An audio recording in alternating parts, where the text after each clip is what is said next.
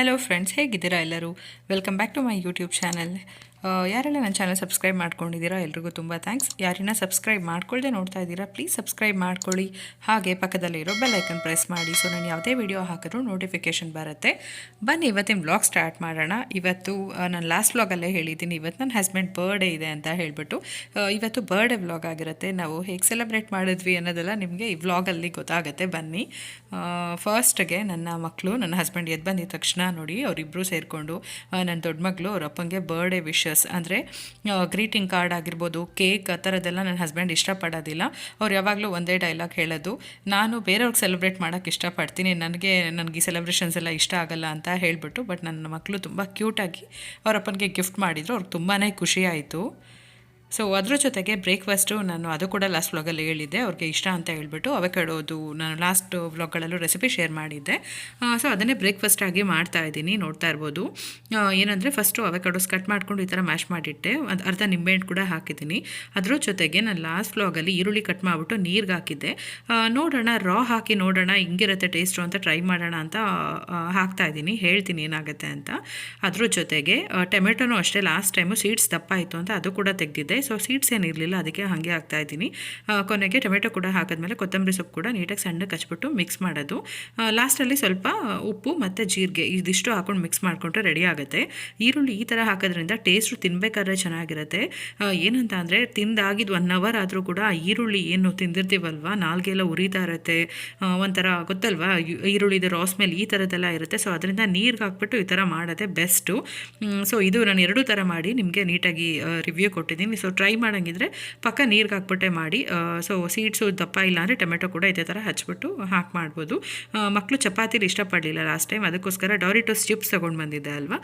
Chips ಯಾವಾಗಲೂ ತಿಂತಿರ್ತಾರೆ, ಒಂದು ದಿನಕ್ಕೆ ಯಾವಾಗೋ ಒಂದು ಸರಿ ಕೇಳ್ತಾರೆ. ಅದ್ರ ಬದಲು ಈ ಥರ ಒಂದು ಕಪ್ಪಲ್ಲಿ ಅವಕಾಡೋದು ರೆಸಿಪಿ ಏನು ಮಾಡಿದೆ ಅದನ್ನು ಒಂದು ಕಡೆ ಇಟ್ಬಿಟ್ಟು ಈ ಥರ ಚಿಪ್ಸ್ ಹಾಕಿ ಕೊಡ್ತಾ ಇದ್ದೀನಿ. ಸೊ ಸ್ವಲ್ಪ ಚಿಪ್ಸು ಅದ್ರ ಜೊತೆ ತಿನ್ಬೋದಲ್ಲ ಅಂತ ಹೇಳಿಬಿಟ್ಟು, ಸೊ ಅದ್ರ ಜೊತೆ ಹಲಸಂದೆ ಕಾಳು ನೆನೆಸ್ತಾ ಇದ್ದೀನಿ, ವಡೆ ಮಾಡೋಣ ಅಂತ ಹೇಳಿಬಿಟ್ಟು. ನೋಡಿ ಬೆಳಗ್ಗೆನೇ ತೊಳೆದ್ಬಿಟ್ಟು ನೀಟಾಗಿ ನೆನೆಸಿಟ್ಟಿದ್ದೀನಿ.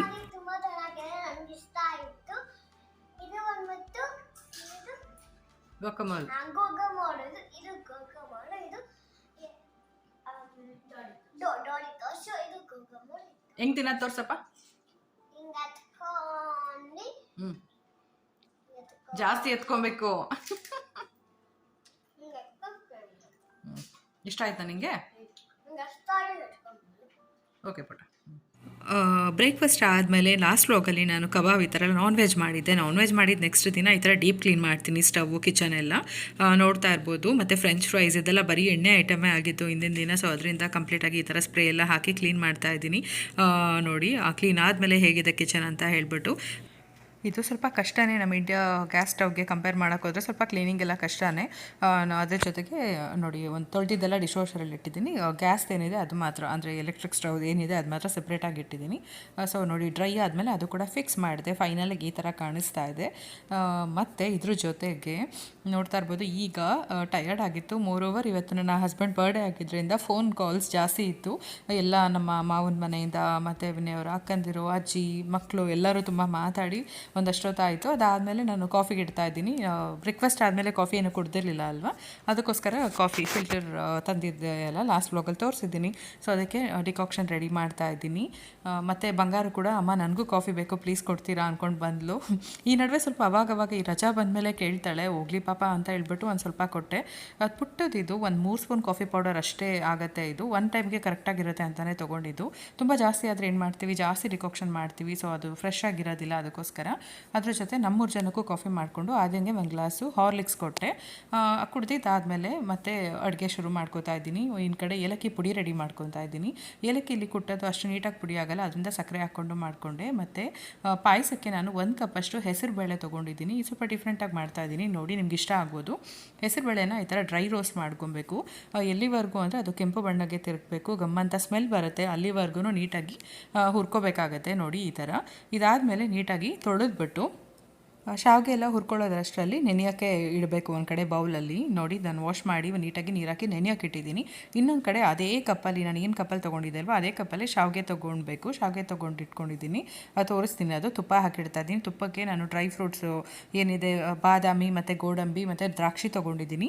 ಫಸ್ಟು ಬಾದಾಮಿ ಗೋಡಂಬಿ ಎರಡು ನೀಟಾಗಿ ಫ್ರೈ ಮಾಡಿಕೊಂಡು ಅದಾದಮೇಲೆ ಅದು ಕೆಂಪಗಾದಮೇಲೆ ದ್ರಾಕ್ಷಿ ಹಾಕೋತಾ ಇದ್ದೀನಿ. ದ್ರಾಕ್ಷಿನೂ ಕೂಡ ನೀಟಾಗಿ ಫ್ರೈ ಮಾಡಿಕೊಂಡು ಗೋಡಂಬಿ ದ್ರಾಕ್ಷಿ ಮತ್ತು ಇದೆಲ್ಲ ಸೆಪ್ರೇಟಾಗಿ ಎತ್ತಿಟ್ಕೊಂಡು ಇವಾಗ ನಾನು ಅದಾಗಲೇ ಹೇಳ್ದಂಗೆ ಒಂದು ಕಪ್ಪಲ್ಲಿ ಏನು ನಾನು ಹೆಸರು ಬೇಳೆ ತೊಗೊಂಡಿದ್ದೆ ಅಲ್ವ ಅದೇ ಕಪ್ ಅಳತೆಗೆ ಶಾವಿಗೆ ತೊಗೊಂಡು ಹುರ್ಕೊತಾ ಇದ್ದೀನಿ. ಈ ಥರ ಆ್ಯಕ್ಚುಲಿ ನಾನು ಈ ಥರ ಮಾಡಲ್ಲ, ಕುಕ್ಕರಲ್ಲಿ ಅದೇನು ನಾನು ಆ್ಯಕ್ಚುಲಿ ಹೆಸರು ಬೇಳೆ ಹುರ್ಕೊಂಡೆ ಅಲ್ಲ, ಹುರ್ಕೊಂಡಿದ್ದನ್ನು ನಾನು ಕುಕ್ಕರಲ್ಲಿ ಒಂದೇ ಒಂದು ಪ್ರೆಷರ್ ಬರ್ಸ್ಕೊಂಡ್ಬಿಡ್ತೀನಿ.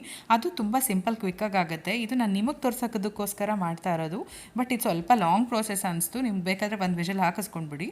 ಸೊ ಇದು ನೆಂದಿತ್ತಲ್ವ ಅಷ್ಟರಲ್ಲಿ ಶಾವಿಗೆ ಇನ್ನೊಂದು ಪ್ಲೇಟಿಗೆ ಇಟ್ಕೊಂಡು ಅದೇ ಪಾತ್ರೆಗೆ ಹೆಸರುಬೇಳೆ ಹಾಕ್ಬಿಟ್ಟು ನೀಟಾಗಿ ನೀರು ಹಾಕಿ ಕುದಿಯೋಕೆ ಇಡ್ತಾ ಇದ್ದೀನಿ. ಇದೊಂದು ಅರ್ಧ ಬೇಯಬೇಕು, ಇನ್ನೊಂದು ಸ್ವಲ್ಪ ಕುದಿಯೋ ನೀರು ಇಟ್ಟಿದ್ದೆ ಅದರಿಂದ ಹಾಕಿ ಕುದಿಯೋಕ್ಕೆ ಇಡ್ತಾ ಇದ್ದೀನಿ. ಅದು ಒಂದು ಅರ್ಧ ಬೆಂದಿದ್ದಾದಮೇಲೆ ಶಾವಿಗೆ ಹಾಕಿದ್ರೆ ಶಾವಿಗೆ ಬೇಗ ಬೆಂದೋಗುತ್ತೆ, ನಿಮಗೆ ಗೊತ್ತು. ಅದರಿಂದ ನೋಡಿ ಚೆನ್ನಾಗಿ ಕುದೀತಾ ಇದೆ. ಅಷ್ಟರಲ್ಲಿ ಏಲಕ್ಕಿ ಪೌಡರ್ ಆಗಿರ್ಬೋದು, ಬೆಲ್ಲ ಕುಟ್ಟಿ ಎಲ್ಲ ರೆಡಿ ಮಾಡ್ಕೊಂಬಿಡ್ಬೇಕು. ಇನ್ನೊಂದು ಕಡೆ ನೋಡಿ ಪೌಡರ್ ಮಾಡ್ಕೊಂಡಿದ್ದೀನಿ, ಅದ್ರ ಜೊತೆ ಬೆಲ್ಲ ಕೂಡ ಎತ್ತಿಟ್ಕೊತಾ ಇದ್ದೀನಿ. ಇದು ನಾನು ಬೆಲ್ಲ ಹಾಕಿ ಮಾಡ್ತಾ ಇರೋದು ಡಿಫ್ರೆಂಟಾಗಿರುತ್ತೆ ಪಾಯಸ. ಇದು ಟ್ರೈ ಮಾಡಿ, ನಾನು ರೆಗ್ಯುಲರಾಗಿ ಮಾಡ್ತಾಯಿದ್ದೆ. ನಾನು ಹೇಳ್ದಂಗೆ ಫಸ್ಟು ಹೆಸರು ಬೇಳೆದು ಅದೊಂದು ಚೇಂಜ್ ಮಾಡಿದ್ದೀನಿ ಅಷ್ಟೇ. ಇಲ್ಲಿ ಇನ್ನೊಂದು ಸರಿ ಕಂಪ್ಲೀಟಾಗಿ ಇನ್ನೊಂದು ಸರಿ ಮಾಡಿದಾಗ ಬೇಕಾದ್ರೆ ಇನ್ನೊಂದು ಸರಿ ರೆಸಿಪಿ ಶೇರ್ ಮಾಡ್ತೀನಿ. ಇದು ಪಾತ್ರೆಗಳು ಜಾಸ್ತಿ ಮತ್ತು ಸ್ವಲ್ಪ ರಿಸ್ಕ್ ಅನಿಸ್ತು, ಅದರಿಂದ ಅದು ಕೂಡ ಹೇಳ್ಬಿಡ್ತಾ ಇದ್ದೀನಿ. ಅದ್ರ ಜೊತೆ ನೋಡಿ ಶಾವಿಗೆ ಕೂಡ ನೀಟಾಗಿ ಬೆಂದಿದೆ. ಇವಾಗ ಈ ಟೈಮಲ್ಲಿ ಅರ್ಧ ಹೆಸರುಬೇಳೆ ಬೆಂದಿದ್ದಾದಮೇಲೆ ಹಾಕಿದ್ರೆ ಶಾವಿಗೆ ಕೂಡ ನೀಟಾಗಿ ಬೆಂದೋಗ್ಬಿಡುತ್ತೆ. ಅಷ್ಟರಲ್ಲಿ ನಾನು ಬೆಲ್ಲದ ಪಾಕ ರೆಡಿ ಮಾಡ್ಕೊಳ್ಳೋಣ ಅಂತ ಹೇಳಿಬಿಟ್ಟು ಇನ್ನೊಂದು ಕಡೆ ಬೆಲ್ಲ ಕೊಟ್ಟು ಸ್ವಲ್ಪ ನೀರು ಹಾಕಿ ಇಟ್ಟಿದ್ದೀನಿ. ಅದಾದಮೇಲೆ ಇಲ್ಲಿ ನೋಡ್ತಾ ಇರ್ಬೋದು ಆಗಿದೆ. ನೀರೆಲ್ಲ ಕೂಡ ನೋಡಿ ಎಷ್ಟು ನೀರು ಹಾಕಿದ್ದೆ ಅಲ್ವಾ, ನೀರು ಕೂಡ ಇಲ್ಲ, ಎಲ್ಲ ಡ್ರೈ ಆಗಿದೆ. ಇವಾಗ ಹೆಸರುಬೇಳೆ ನೋಡಿ, ಆ್ಯಕ್ಚುಲಿ ಈ ಥರ ಕಾಳು ಸಿಗಬೇಕು ಅನ್ನೋರಿಗೆ ಈ ರೆಸಿಪಿ ಮಾಡಿದ್ರೆ ಚೆನ್ನಾಗಿರುತ್ತೆ. ನೋಡಿ ಈ ಥರ ಮುಟ್ಟಿದ್ರೆ ಮೆತ್ತಗಾಗಬೇಕು, ಬೆಂದಿರಬೇಕು, ಮತ್ತು ನೋಡೋಕ್ಕೆ ಕಾಳು ಥರ ಇದ್ರೂ ಪರವಾಗಿಲ್ಲ. ನೋಡಿ ಪರ್ಫೆಕ್ಟಾಗಿ ಬೆಂದಿತ್ತು ಎರಡೂ ಕೂಡ. ಈ ಟೈಮಲ್ಲಿ ಬೆಲ್ಲ ಏನು ನಾವು ಕಾಯಕ್ಕೆ ಇಟ್ಕೊಂಡಿದ್ವಿ ಅಲ್ಲದ ಅದನ್ನು ಫಿಲ್ಟರ್ ಮಾಡ್ಕೊಬೇಕು.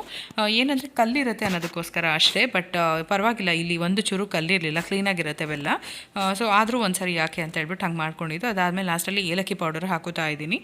ಏಲಕ್ಕಿ ಪೌಡರ್ ಹಾಕಿ ನೀಟಾಗಿ ಮಿಕ್ಸ್ ಮಾಡಿಕೊಂಡು ಡ್ರೈ ಫ್ರೂಟ್ಸ್ ಏನು ಸೆಪ್ರೇಟಾಗಿ ಎತ್ತಿಟ್ಕೊಂಡಿದ್ವಿ ಅಲ್ಲ ಆ ಡ್ರೈ ಫ್ರೂಟ್ಸು ಹಾಕ್ಕೊಂಡು ಮಿಕ್ಸ್ ಮಾಡ್ಕೋಬೇಕು. ಇದಾದಮೇಲೆ ಒಂದು ಕುದಿ ಬರ್ತಾ ಇದ್ದಂಗೆ ಸ್ಟವ್ ಆಫ್ ಮಾಡಿಬಿಡ್ಬೇಕು. ಸ್ಟವ್ ಆಫ್ ಮಾಡಿ ಹಾಲು ಹಾಕೋಬೇಕು. ನಾನು ಸ್ಟವ್ ಆಫ್ ಮಾಡಿದ್ದೀನಿ, ಬಟ್ ಆದರೂ ಅದು ಕುದೀತಾ ಇದೆ. ಏನಕ್ಕಂದರೆ ಇಲ್ಲಿ ಸ್ವಲ್ಪ ಸ್ಟವ್ ಹಾಗೆ ಹಾಗೆ ಇರುತ್ತೆ ಆಫ್ ಮಾಡಿದ್ರು ಕೂಡ, ಅದರಿಂದ ಸೊ ಸ್ಟವ್ ಆಫ್ ಮಾಡಿ ಹಾಕಿ ನೀಟಾಗಿ ಒಂದ್ಸರಿ ಮಿಕ್ಸ್ ಮಾಡ್ಕೋಬೇಕು. ಈ ಥರ ಮಾಮೂಲಿ ಹಾಲು ನಾನು ಕಾಯಿಸಿ ಆರಿಸಿರೋ ಹಾಲು ಹಾಕ್ಕೊಂಡಿರೋದು. ನೀವು ಬೇಕಾದ್ರೆ ತೆಂಗಿನಕಾಯಿ ಹಾಲು ಹಾಕ್ಕೊಳ್ಳಿ, ಇನ್ನೂ ಚೆನ್ನಾಗಿರುತ್ತೆ ಟೇಸ್ಟು. ನಾನು ಬೆಂಗಳೂರಲ್ಲಿ ಇರಬೇಕಾದ್ರೆ ಜಾಸ್ತಿ ತೆಂಗಿನಕಾಯಿ ಹಾಲು ಹಾಕಿ ಮಾಡ್ತಾ ಇದ್ದಿದ್ದು. ಇದು ನಾನು ಸರಿ ಅದು ಗೊತ್ತಲ್ವ, ಇಲ್ಲಿ ಸ್ವಲ್ಪ ಕಷ್ಟ, ಅದರಿಂದ ನಾನು ಹಾಲನ್ನ ಕಾಯಿಸಿ ಹಾರಿಸಿಟ್ಕೊಂಡಿದ್ದೆ. ಕೆನೆ ಮಿಕ್ಸ್ ಆಗಿರೋ ಥರ ಹಾಲು, ಇದು ಗಟ್ಟಿ ಹಾಲು, ಅದನ್ನು ಹಾಕ್ಕೊಂಡು ಮಿಕ್ಸ್ ಮಾಡಿಕೊಂಡು ನೋಡಿ ನಾನು ಈಗ ತೋರಿಸ್ತಾ ಇದ್ದೀನಿ. ಇವಾಗ ಸ್ಟವ್ ಆನ್ ಮಾಡ್ತಾ ಇದ್ದೀನಿ. ಸ್ಟವ್ ಆನ್ ಮಾಡಿದ್ಮೇಲೆ ಒಂದೇ ಒಂದು ಕುದಿ ಬಂದರೆ ಆಯಿತು, ಪಾಯಸ ರೆಡಿ ಆಗುತ್ತೆ. ಈಗ ಸ್ವಲ್ಪ ತೆಳ್ಳಗಿರುತ್ತೆ, ಬಟ್ ಆಮೇಲೆ ನೀಟಾಗಿ ಗಟ್ಟಿಗಿರುತ್ತೆ, ತುಂಬ ಚೆನ್ನಾಗಿರುತ್ತೆ. ಟ್ರೈ ಮಾಡಿ ಕಮೆಂಟ್ ಮಾಡಿ ನನಗೆ ಹೇಗೆ ಬಂತು ಅಂತ ಹೇಳ್ಬಿಟ್ಟು. ಮತ್ತು ಇನ್ನೊಂದು ಕಡೆ ಕಾಳು ನಾನು ಬೆಳಗ್ಗೆ ನೆನೆಸಿರೋ ತೋರಿಸಿದ್ದೆ, ಹಲಸಂದೆ ಕಾಳಿಂದು ವಡೆ ಮಾಡ್ತಾ ಇದ್ದೀನಿ. ಸೊ ತುಂಬ ಸಿಂಪಲ್ ಇದು. ಹಸಿಮೆಣಸಿನ್ಕಾಯಿ ಹಾಕೋತಾ ಇದ್ದೀನಿ, ಶುಂಠಿ ಹಾಕ್ಕೊಂಡೆ, ಅದ್ರ ಜೊತೆಗೆ ಹಲಸಂದೆ ಕಾಳು ಏನಿದೆ ಅಲ್ವ ಅದನ್ನು ನೀರು ಒಂದು ಚೂರು ನೀರು ಹಾಕೋಬಾರ್ದು. ನೀಟಾಗಿ ಥರ ನೆಂದಿರೋ ಕಾಳನ್ನ ಹಾಕ್ಬಿಟ್ಟು ಫಸ್ಟು ಒಂದು ಸರಿ ನೀಟಾಗಿ ರುಬ್ಕೊಬೇಕು, ಎಲ್ಲ ಮಿಕ್ಸ್ ಆಗೋ ಥರ. ಒಂದು ಸರಿ ರುಬ್ಕೊಂಡು ಇನ್ನೊಂದು ಸರಿಗೆ ಆಗುತ್ತೆ ನೋಡಿ. ಚಿಕ್ಕ ಜಾರ್ ತೊಗೊಂಡಿದ್ದೀನಿ, ದೊಡ್ಡ ಜಾರ್ ತೊಗೊಂಡ್ರೆ ನೀಟಾಗಿ ಗ್ರೈಂಡ್ ಆಗೋಲ್ಲ, ಅದರಿಂದ. ಮತ್ತು ಜಾಸ್ತಿ ನಾವು ಮಾಡ್ತಿದ್ದಿದ್ದು ಚಕ್ಕೆ ಲವಂಗ ಶುಂಠಿ ಬೆಳ್ಳುಳ್ಳಿ ಎಲ್ಲ ಹಾಕ್ಬಿಟ್ಟಲ್ವ, ಅದು ಏನಾಗುತ್ತೆ ಅಂದರೆ ಚಕ್ಕೆ ಲವಂಗ ಜಾಸ್ತಿ ಹಾಗೆ ರಾ ತಿನ್ನೋದ್ರಿಂದ ಸ್ವಲ್ಪ ಎದೆಯುರಿ ಬರೋ ಥರನೂ ಇರುತ್ತಲ್ವ. ಅದರಿಂದ ನೋಡಿ ಈ ಕಡೆ ಪಾಯಸ ಕೂಡ ರೆಡಿ ಆಯಿತು, ಕುದೀತಾ ಇದೆ ಅಷ್ಟೇ.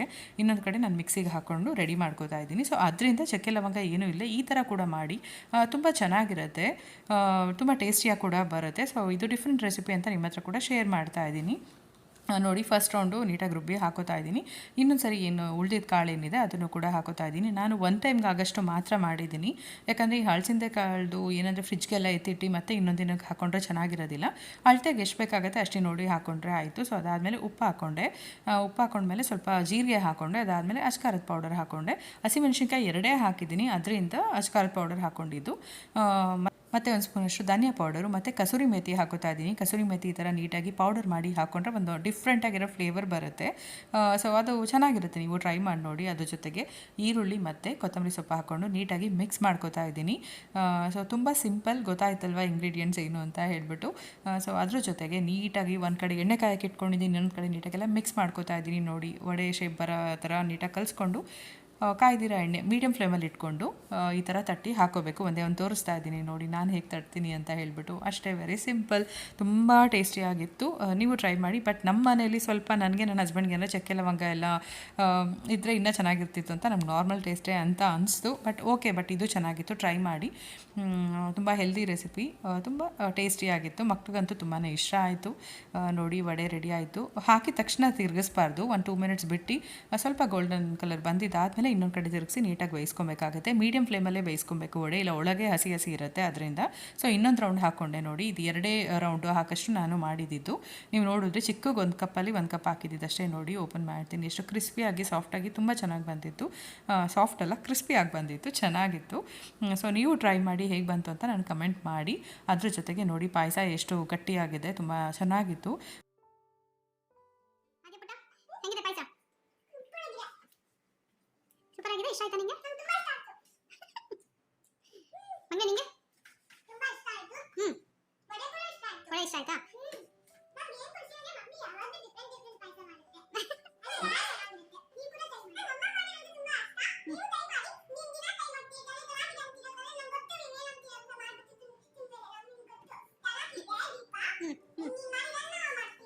ಹೌದಾ? ಥ್ಯಾಂಕ್ ಯು ಮಕ್ಕಳ. ಸರಿ, ಬೇಗ ಬೇಗ ತಿನ್ನಿ ಆಯ್ತಾ?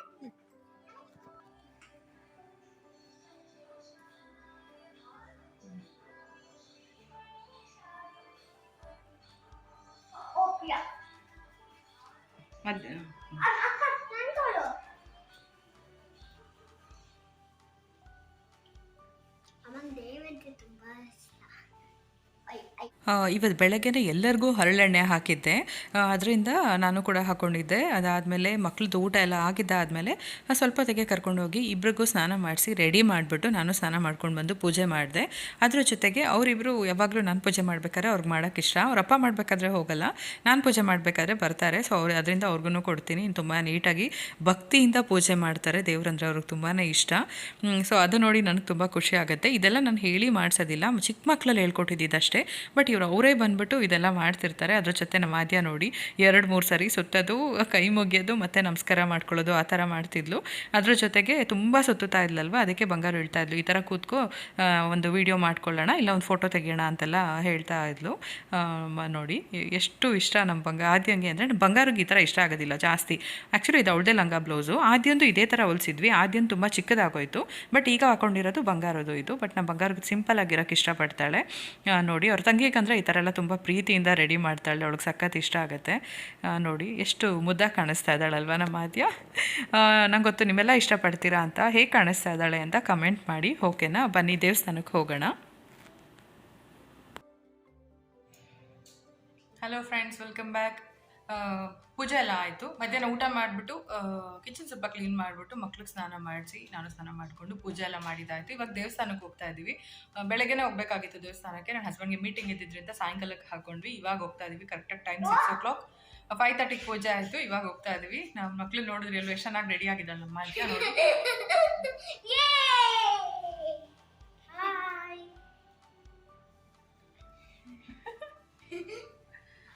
ಸೊ ಬನ್ನಿ ದೇವಸ್ಥಾನಕ್ಕೆ ಹೋಗೋಣ. ಏನಂತ ಅಂದರೆ ಒಳಗೆ ಫೋಟೋ ತೆಗಿಯೋಕೆ ಬಿಡ್ತಾರೋ ಇಲ್ಲ ನಂಗೆ ಗೊತ್ತಿಲ್ಲ, ಬಟ್ ಆದರೆ ನಾನು ಖಂಡಿತ ವಿಡಿಯೋ ಮಾಡ್ತೀನಿ. ಯಾವ ದೇವಸ್ಥಾನಕ್ಕೆ ಹೋಗೋದು ಅಂತ ಯೋಚನೆ ಮಾಡ್ತಾ ಇದ್ದೀವಿ. ಆ್ಯಕ್ಚುಲಿ ನಮಗೆ ಗುರುವಾಯೂರ್ ದೇವಸ್ಥಾನ ಇದೆ, ತುಂಬ ಇಷ್ಟ, ಅದಕ್ಕೆ ಹೋಗೋಣ ಅಂದ್ಕೊಂಡಿದ್ದೀವಿ. ಬನ್ನಿ ಗೊತ್ತಾಗುತ್ತೆ. ಹೊರಡೋಣ ಬನ್ನಿ.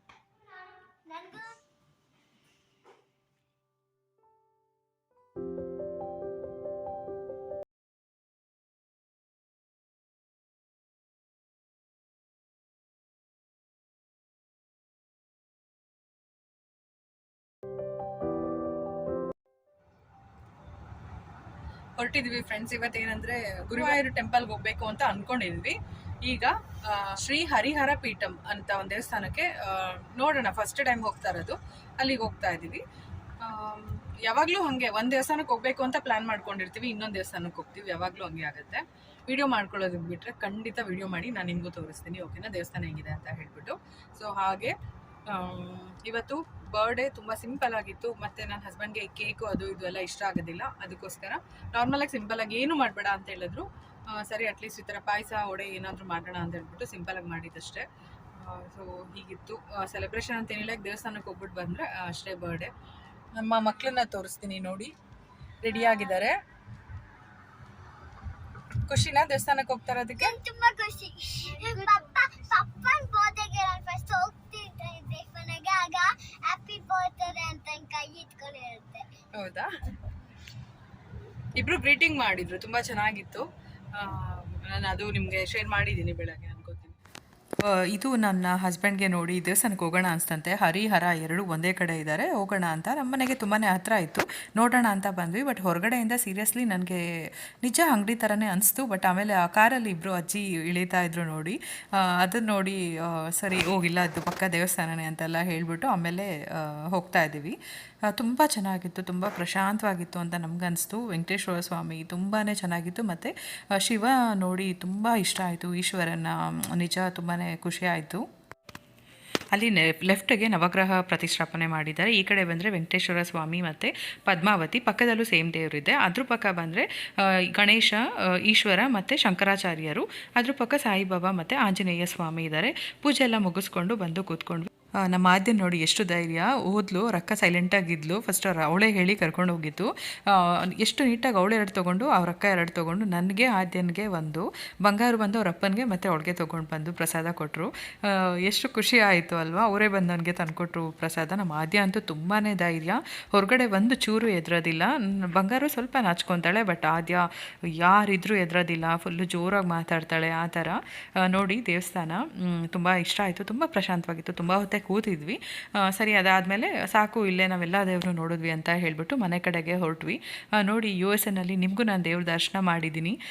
ಏನು ಅನಿಸ್ತು, ಹೀಗೆ ದೇವಸ್ಥಾನ ಚೆನ್ನಾಗಿದೆಯಾ ಅಂತ ಹೇಳಿಬಿಟ್ಟು ಕಮೆಂಟಲ್ಲಿ ನನಗೆ ತಿಳಿಸಿ, ಓಕೆನಾ?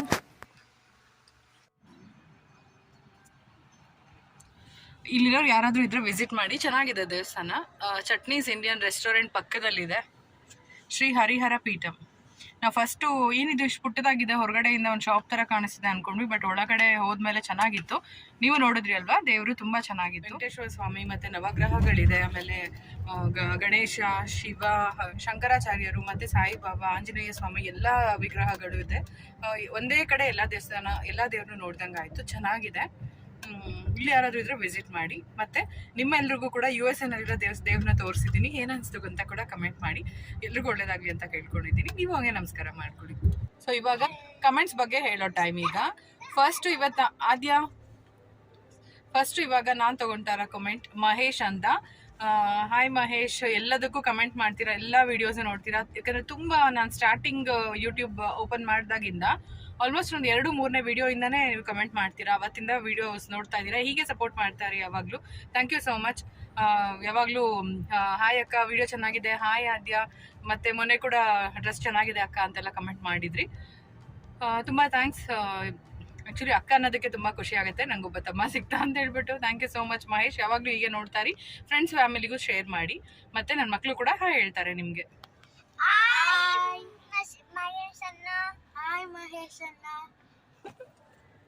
ಥ್ಯಾಂಕ್ ಯು ಸೋ ಮಚ್, ಯಾವಾಗಲೂ ಹೀಗೆ ಸಪೋರ್ಟ್ ಮಾಡ್ತಾರಿ. ಮತ್ತು ನೆಕ್ಸ್ಟ್ ಕಮೆಂಟ್ ಬಂದು ಗೀತಾ ಅಂತ. ಥ್ಯಾಂಕ್ ಯು ಗೀತಾ ಅವರೇ, ಯಾವಾಗ್ಲೂ ನೀವು ಎಲ್ಲ ವೀಡಿಯೋಸ್ಗೂ ಕಮೆಂಟ್ ಮಾಡ್ತೀರಾ, ಮತ್ತು ಆದ್ಯನ ತುಂಬ ಇಷ್ಟಪಡ್ತೀರಾ, ಇಬ್ಬರೂ ತುಂಬ ಇಷ್ಟಪಡ್ತಿರ್ತೀರಾ. ಸೊ ನಿಮ್ಮ ಕಮೆಂಟ್ಗಳು ಕೂಡ ನಾನು ಈ ಕಡೆ ಹಾಕ್ತೀನಿ ಹಾಗೆ ಲೆಫ್ಟಲ್ಲಿ, ಸೊ ನೋಡಿ.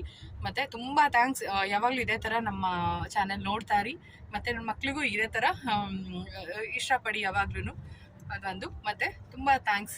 ಆದಷ್ಟು ಫ್ಯಾಮಿಲಿ ಆ್ಯಂಡ್ ಫ್ರೆಂಡ್ಸ್ಗೂ ಕೂಡ ಶೇರ್ ಮಾಡಿ. Thank you so much. Geetha ಆಂಟಿಗೆ ಹಾಯ್ ಮಾಡಿ.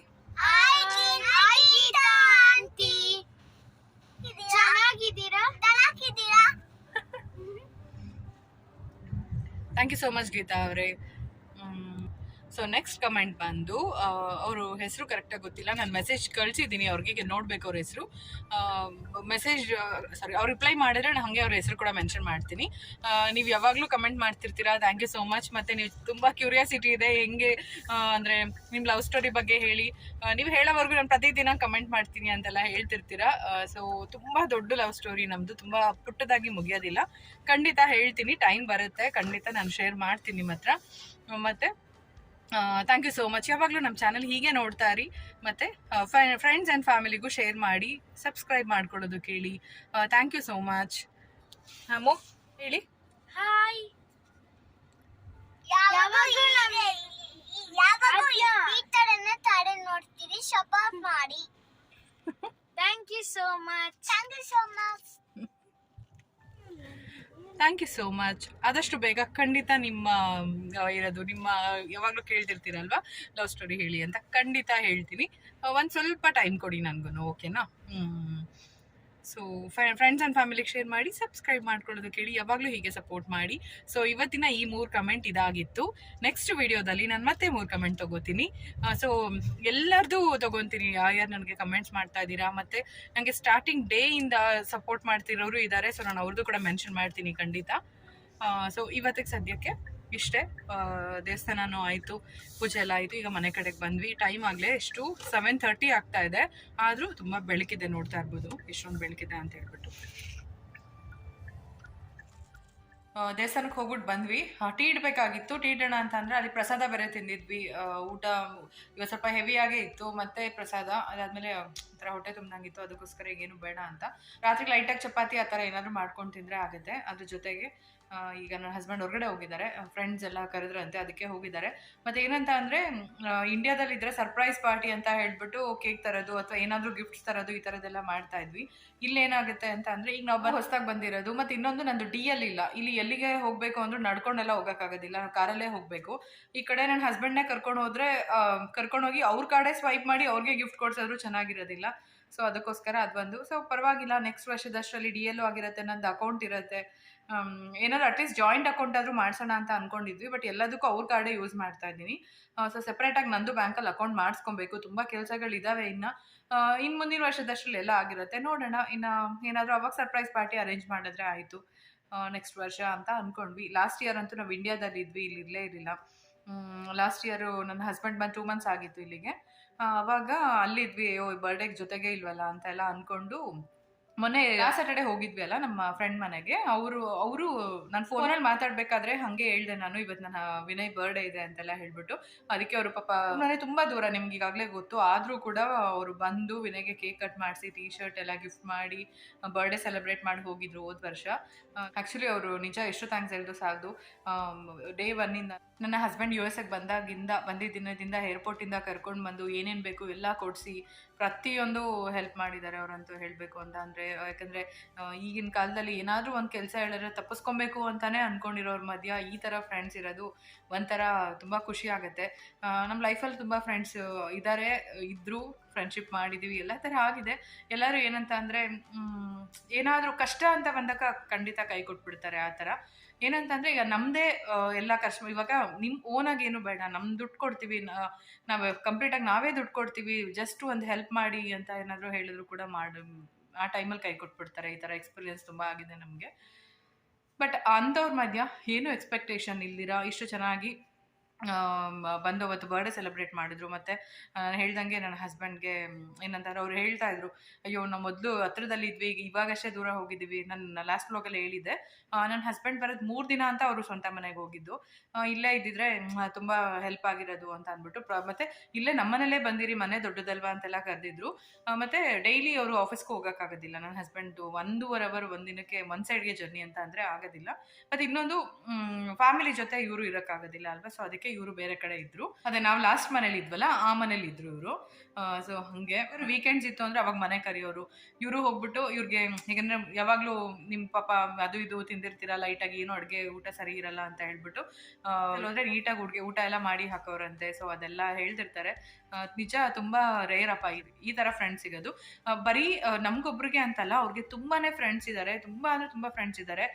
ಈಗ ಈ 11 days ನಾನು ಹೋಗಿದ್ದೆ ಅಲ್ವಾ, ಪಾಪು ಹುಟ್ಟಾಗಿಂದ ಅಷ್ಟು ದಿನ ಕೂಡ ಅವ್ರು ಏನು ಅಡುಗೆ ಮಾಡಿಲ್ಲ, ಫ್ರೆಂಡೇ ತಂದ್ಕೊಟ್ಟಿರೋದು ಊಟ ಎಲ್ಲ. ಸೊ ನೀವು ಅರ್ಥ ಮಾಡ್ಕೊಳ್ಳಿ, ಅವ್ರು ಎಷ್ಟು ಒಳ್ಳೆಯವರಾಗಿದ್ದರೆ ಅವರು ಆ ಥರ ಒಂದು ದಿನವೂ ಅಡುಗೆ ಮಾಡಿಸ್ತೀರಾ, ತಂದ್ಕೊಟ್ಟು ಎಲ್ಲ ನೋಡ್ಕೊತಾರೆ ಹಾಸ್ಪಿಟಲಲ್ಲಿದ್ದಾಗ ಮತ್ತು ಮನೇಲಿರ್ಬೇಕಾದ್ರೆ ಎಲ್ಲ. ಸೊ ಚಿಕ್ಕ ಪಾಪು ಇಟ್ಕೊಂಡು ಮಾಡೋದು ಕಷ್ಟ ಇತ್ತು. ಸೊ ಅವರು ಎಲ್ಲ ತಂದು ಎಲ್ಲ ಹೆಲ್ಪ್ ಮಾಡಿದ್ರು. ಅದರಲ್ಲೇ ಅರ್ಥ ಆಗುತ್ತೆ ಅವರು ಎಷ್ಟು ಒಳ್ಳೆಯವರು ಅಂತ ಹೇಳ್ಬಿಟ್ಟು, ಎಷ್ಟು ಹೆಲ್ಪಿಂಗ್ ನೇಚರ್ ಇದೆ ಅಂತ ಹೇಳ್ಬಿಟ್ಟು. ನಾವೊಬ್ರು ಕಷ್ಟಕ್ಕಾದ್ರೇ ನಮಗೂ ಇನ್ನೊಬ್ರು ಕಷ್ಟಕ್ಕಾಗ್ತಾರೆ ಅನ್ನೋದು ಅದೇ ಎಕ್ಸಾಂಪಲ್. ಆ ಥರ. ಸೊ ತುಂಬ ಖುಷಿ ಆಗುತ್ತೆ. ಟೈಮ್ ಆಗಲಿ 9:30 ಆಗ್ತದೆ. ಅವ್ರಿಗೆ ಊಟ ಏನೂ ಬೇಡ, ಊಟನೇ ಬೇಡಮ್ಮ ಅಂತ ಇದ್ದಾರೆ. ಪಾಯಸ ಕುಡ್ದಿದ್ರು ಮತ್ತೇ. ಆಮೇಲೆ ಇದು ವಡೆ ಇತ್ತಲ್ಲ ಅದೆಲ್ಲ ತಿಂದಿದ್ರು. ಅದಕ್ಕೋಸ್ಕರ ಇವಾಗ ಹಾಲು ಕೊಡಬೇಕಂತೆ. ಇಬ್ರಿಗೂ ಒಂದು ಗ್ಲಾಸ್ ಹಾರ್ಲಿಕ್ಸ್ ಕೊಟ್ಬಿಟ್ಟು ನಾನು ಆಮೇಲೆ ಉಳಿದಿದ್ದ ಕೆಲಸ ನಾನು ಮಾಡ್ಕೊತೀನಿ. ಓಕೆ ಫ್ರೆಂಡ್ಸ್, ಇವತ್ತಿನ ವಿಡಿಯೋ ಇಲ್ಲಿ ನಾನು ಎಂಡ್ ಮಾಡ್ತೀನಿ. ಇವತ್ತಿನ ತುಂಬಾ ಸಿಂಪಲ್ ಆಗಿತ್ತು ವಿಡಿಯೋ. ಇವತ್ತಿನ ವಿಡಿಯೋ ನಿಮ್ಗೆ ಇಷ್ಟ ಆಗಿತ್ತು ಅಂದರೆ ಲೈಕ್ ಮಾಡಿ, ಶೇರ್ ಮಾಡಿ, ಕಮೆಂಟ್ ಮಾಡಿ, ಹಾಗೆ ಸಬ್ಸ್ಕ್ರೈಬ್ ಮಾಡ್ಕೊಳ್ಳಿ. ಮತ್ತೆ ನೆಕ್ಸ್ಟ್ ವ್ಲಾಗಲ್ಲಿ ಸಿಗ್ತೀನಿ. ಅಲ್ಲಿವರೆಗೂ ಬಾಯ್ ಬಾಯ್. ಓಕೆ ಫ್ರೆಂಡ್ಸ್, ಇವತ್ತಿನ ತುಂಬಾ ಸಿಂಪಲ್ ಆಗಿತ್ತು ವ್ಲಾಗ್. ನಿಮಗೆ ಇಷ್ಟ ಆಗುತ್ತೆ ಅಂತ ಅನ್ಕೋತೀನಿ. ನಿಮಗೆ ಈ ವ್ಲಾಗ್ ಇಷ್ಟ ಆಗಿತ್ತು ಅಂದರೆ ಲೈಕ್ ಮಾಡಿ, ಶೇರ್ ಮಾಡಿ, ಕಮೆಂಟ್ ಮಾಡಿ, ಸಬ್ಸ್ಕ್ರೈಬ್ ಮಾಡ್ಕೊಳ್ಳಿ. Thank you for watching. Bye. ಅಮ್ಮ ಅದೇ ವಿಡಿಯೋ ನೋಟಿಫಿಕೇಶನ್ ಬರುತ್ತೆ, ಪಕ್ಕದಲ್ಲಿರೋ ಬೆಲ್ ಹಾಕಿರ್ತೀವಿ. ಯಾರಿಗೆ ನಮಸ್ಕಾರ ಹೇಳಲ್ವಾ? ನಮಸ್ತೆ. ಬಾಯ್ ಬಾಯ್ ಫ್ರೆಂಡ್ಸ್.